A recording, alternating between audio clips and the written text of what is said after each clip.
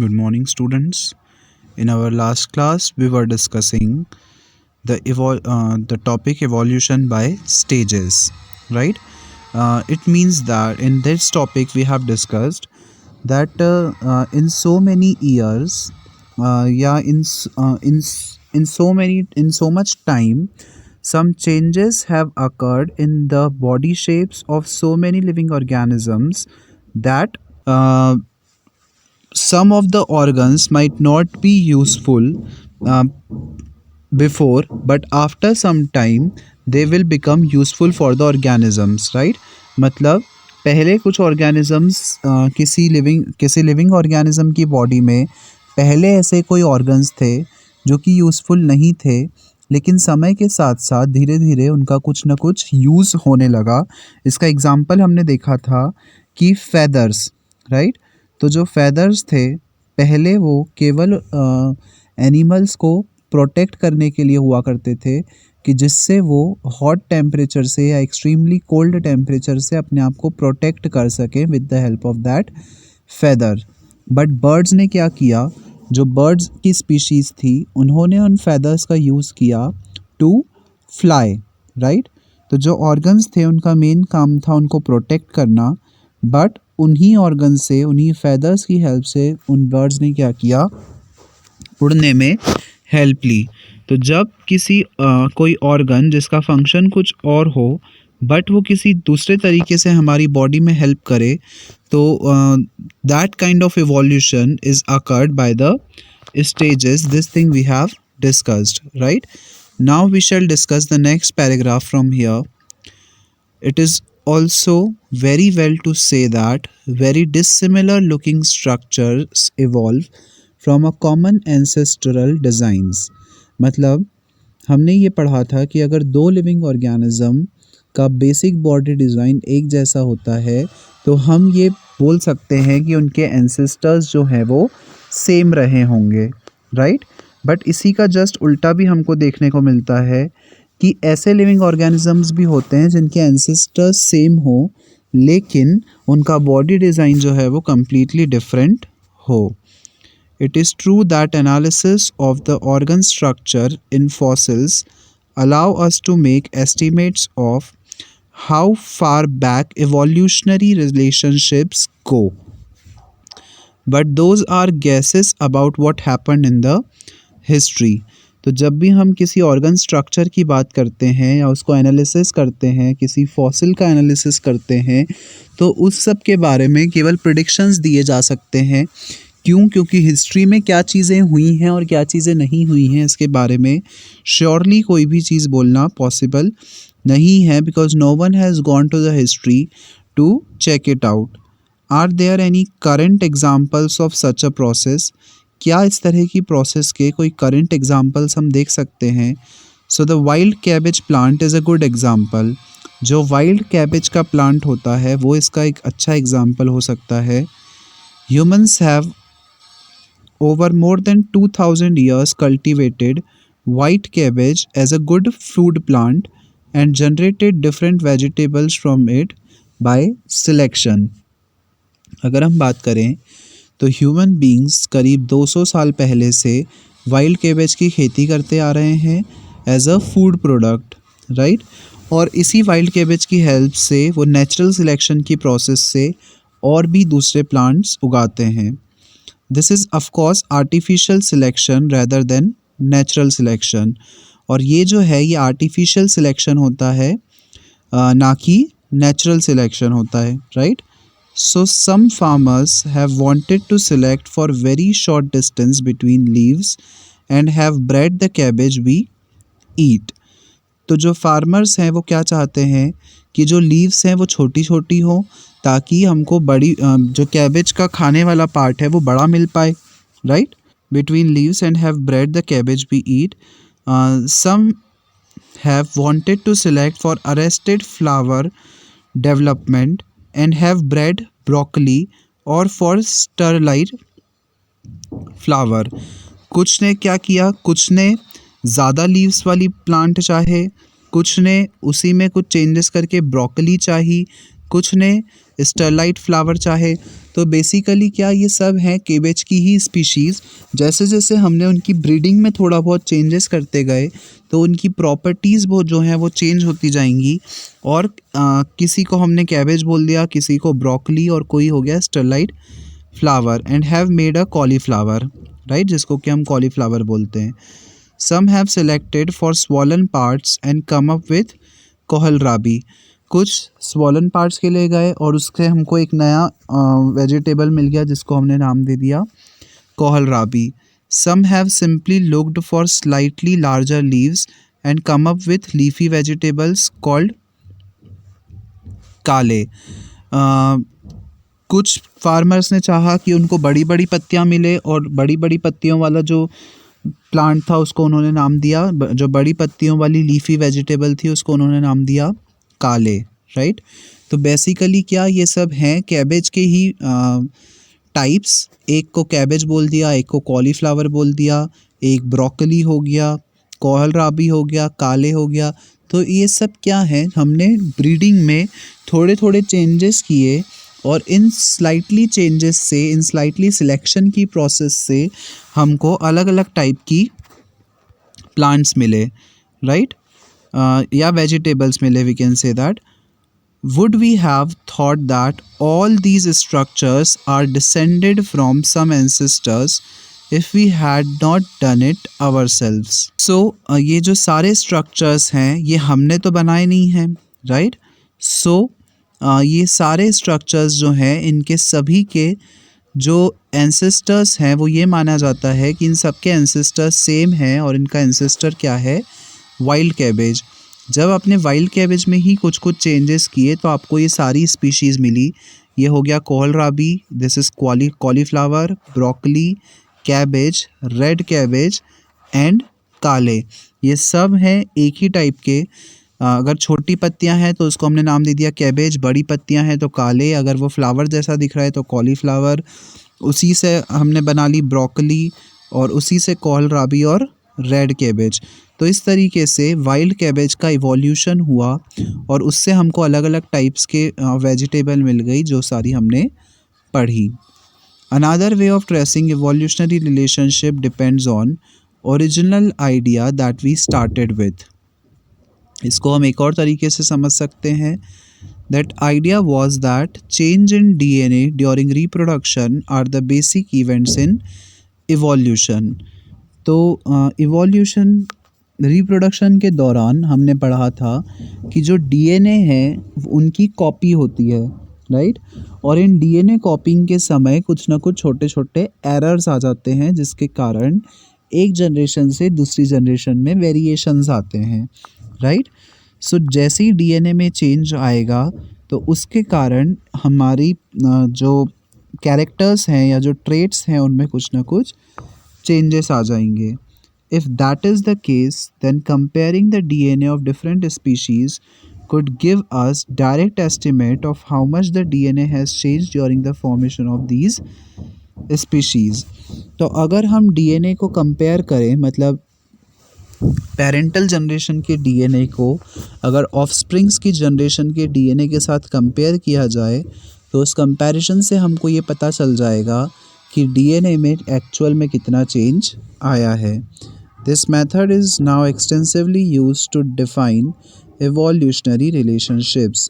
और इस मेथड का बहुत ज़्यादा यूज़ किया जाता है किसको डिफ़ाइन करने के लिए, एवोल्यूशनरी रिलेशनशिप्स को डिफ़ाइन करने के लिए। मतलब एवोल्यूशनरी रिलेशनशिप्स किस तरह की होती हैं, उसके क्या क्या यूजेस या इम्पोर्टेंस हो सकती हैं, इन सभी चीज़ों को समझने के लिए इस टेक्निक का हम यूज़ करते हैं। Molecular phylogeny. मॉलिक्यूलर फाइलोजेनी क्या होता है, what do we mean by this term, let us have discussion on this. We have been discussing how changes in the DNA during cell division would lead to change in the proteins that are made from this new DNA.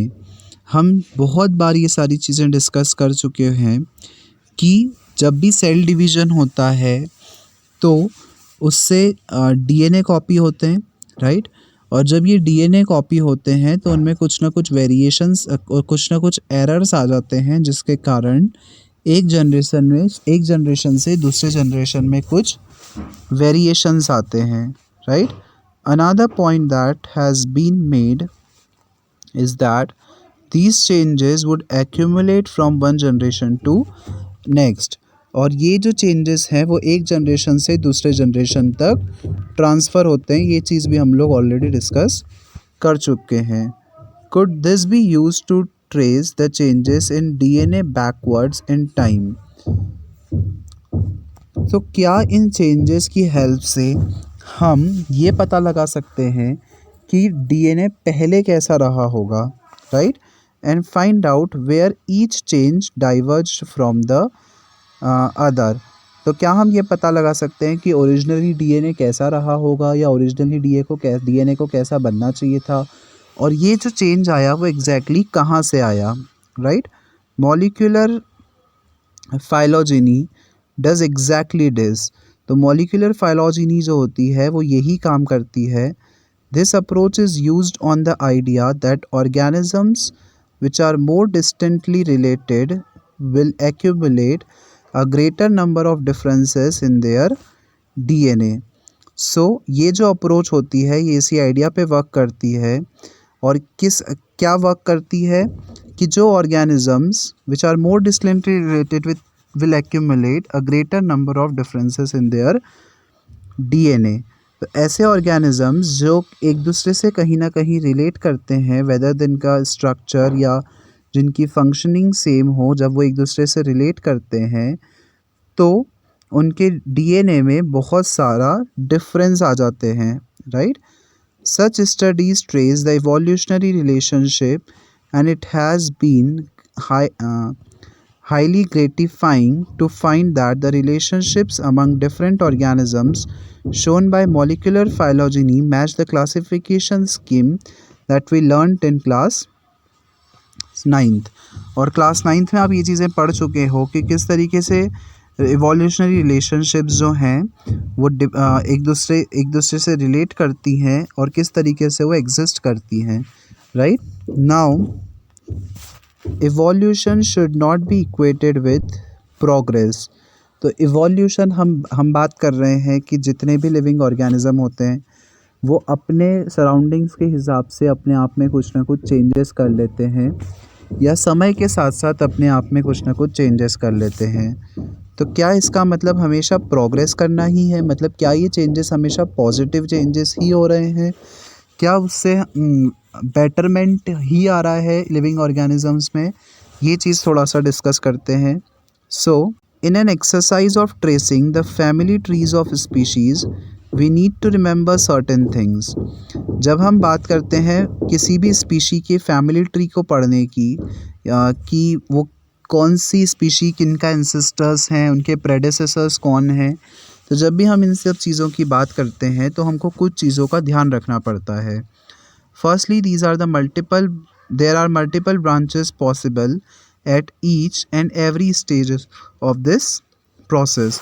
So obvious सी बात है कि वहाँ पे हमको multiple branches की requirement हो सकती है। हो सकता है कि 2 या 2 से ज़्यादा स्पीशीज़ जो हैं उनके एंसेस्टर्स सेम हो या कॉमन हो, तो आपको मल्टीपल ब्रांचेस की रिक्वायरमेंट हो सकती है अगर हम उसका फैमिली ट्री एक ड्रॉ करें। So it is not as if one species estimated to give rise to a new one. तो आप ऐसा नहीं बोल सकते हो कि एक स्पीशी ने एक नई स्पीशी को जन्म दिया, राइट। एक स्पीशीज़ से बहुत सारी अलग अलग स्पीशीज़ का बर्थ भी हो सकता है। A new species has emerged but that does not necessarily mean like the beetle. Example, we have been thinking about that the old species will disappear.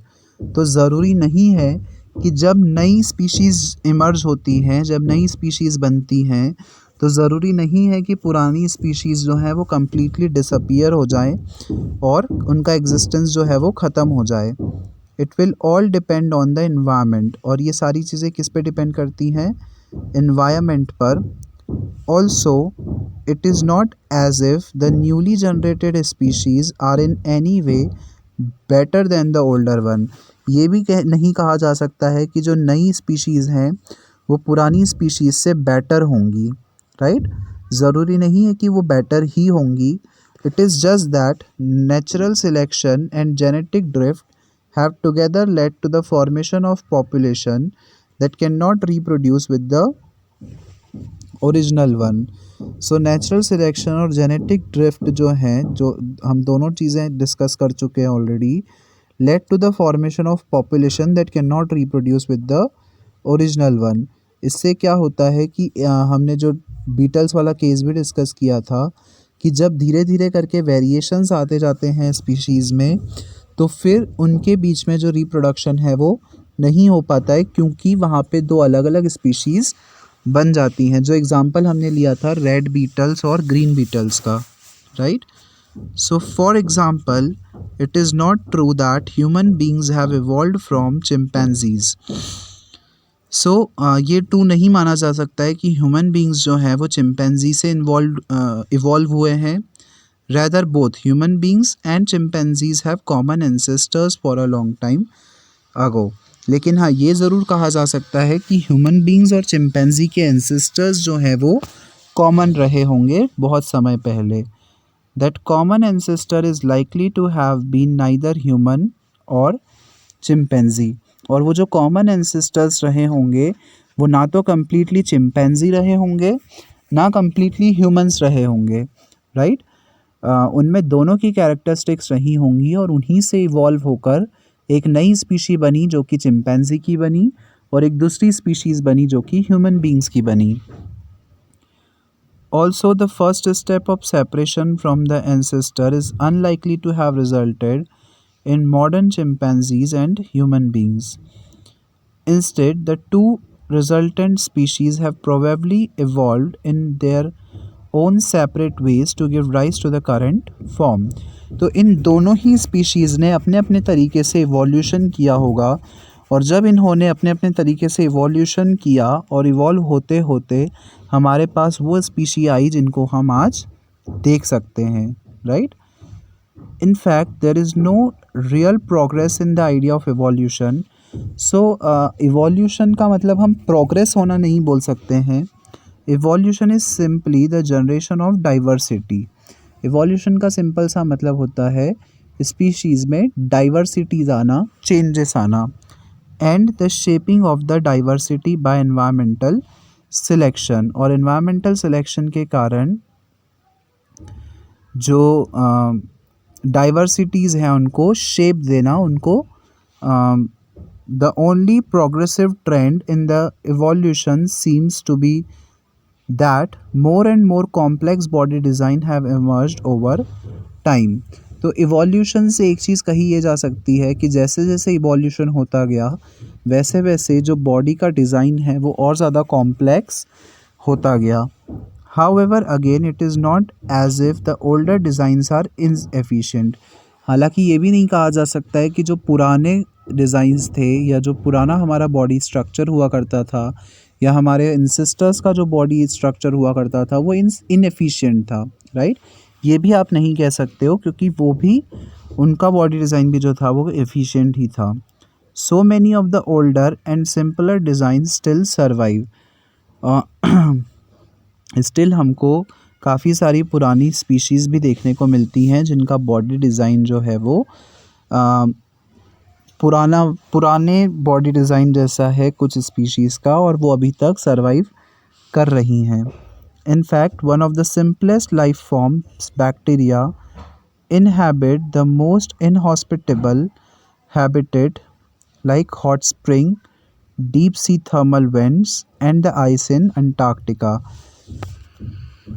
अगर हम एक बैक्टीरिया का एग्जांपल लें तो एक बैक्टीरिया जो है वो इतनी एडवर्स जगहों पर भी, एडवर्स एनवायरनमेंट में भी रह सकता है, चाहे हॉट स्प्रिंग हो, डीप सी थर्मल्स हो या अंटार्कटिका की आइस हो, वो इन सब जगहों पर रह सकता है। In other words, human beings are not the pinnacle of evolution, but simply yet another species in the teeming spectrum of evolving life. तो ऐसा नहीं कह सकते हैं हम कि ह्यूमन बींग्स जो हैं वो सबसे ज़्यादा इवॉल्व हो गए या उन्होंने कोई बहुत ज़्यादा बड़ा काम कर दिया या it's like a milestone, so we can not say kind of that thing, but it's just that हम भी एक इवोल्यूशन का ही एक पार्ट हैं। जैसे सारे लिविंग ऑर्गेनिजम्स में इवोल्यूशन होता है, वैसे ही ह्यूमन बींग्स में भी एक तरह का इवोल्यूशन हुआ है, right. So now we are going to discuss the human evolution. हम ह्यूमन बींग्स में किस तरीके से इवोल्यूशन हुआ है, that thing we are going to discuss here. The same tools for tracing evolutionary relationship, excavating, time dating and studying fossils, as well as determining DNA sequences have used for studying human evolution. अगर हम human evolution की बात करें, human beings में किस तरीके से changes हुए हैं उसकी बात करें, तो वहाँ पर इवोल्यूशनरी रिलेशनशिप्स को स्टडी किया जाता है, राइट।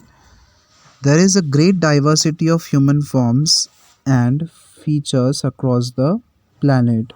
पूरे planet में हमको बहुत सारे अलग अलग टाइप के ह्यूमन बींग्स देखने को मिल सकते हैं। चाहे हम उनके बॉडी डिज़ाइन की बात करें या उनके बिहेवियर की बात करें, उनकी अपीयरेंस की बात करें, सारे लिविंग ऑर्गेनिजम्स जो हैं वो अलग अलग होते हैं from one another. So need so much so that for a long time people used to talk about human races, right।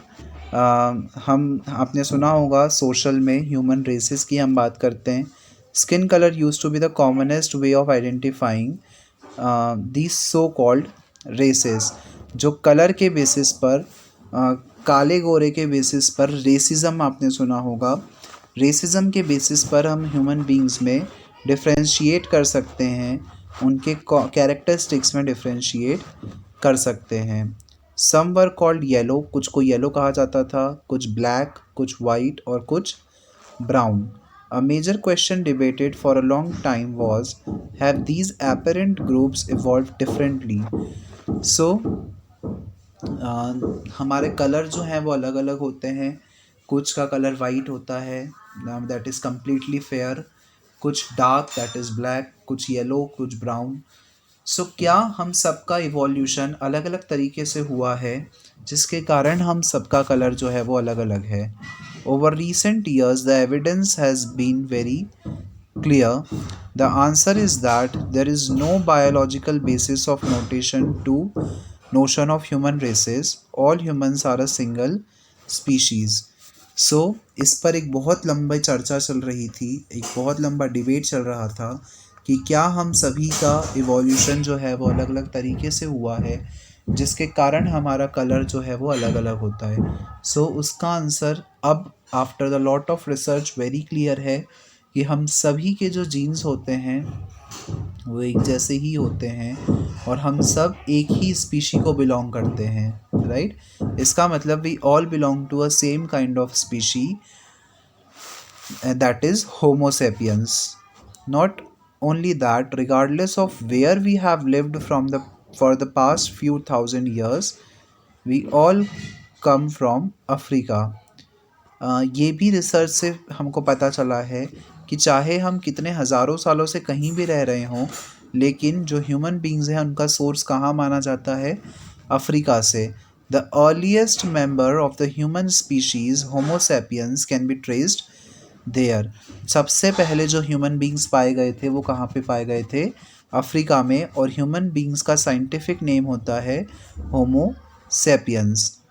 Our genetic footprints can be traced back to our African roots. हमारे genetic footprints जो हैं वो African roots से हम माने जाते हैं। मतलब ये माना जाता है कि जो ह्यूमन बींग्स हैं वो कम्प्लीटली अफ्रीका को बिलोंग करते हैं। जो प्रिमिटिव मैन थे, जो सबसे पहले इंसान पाए गए थे, वो अफ्रीका में पाए गए थे। A couple of 1000 years ago, some of our ancestors left Africa while others stayed on, while the residents spread across Africa. तो ये माना जाता था कि पहले अफ्रीका में ही ह्यूमन बींग्स थे और वहाँ से कुछ लोग अफ्रीका को छोड़कर दूसरे दूसरे कॉन्टिनेंट्स में आ गए थे और जो बाकी बचे हुए लोग हैं वो अफ्रीका में ही रुक गए थे। The migrants slowly spread across the planet. और जो माइग्रेंट्स हैं वो धीरे धीरे करके पूरे प्लैनेट पर स्प्रेड हो गए, पूरे प्लेनेट पर फैल गए, अफ्रीका से लेकर वेस्ट एशिया तक, सेंट्रल एशिया से लेकर Eurasia, south Asia, east Asia, सब दूर पूरे प्लैनेट पर जो है ह्यूमन बींग्स फैल गए. They travelled down the island of Indonesia and the Philippines to Australia and they cross the Bering land bridge to the Americas. The same thing that is being written कि पूरे planet पे जो human beings हैं वो फैल गए. They did go in a single line, so they were not traveling for the sake of traveling.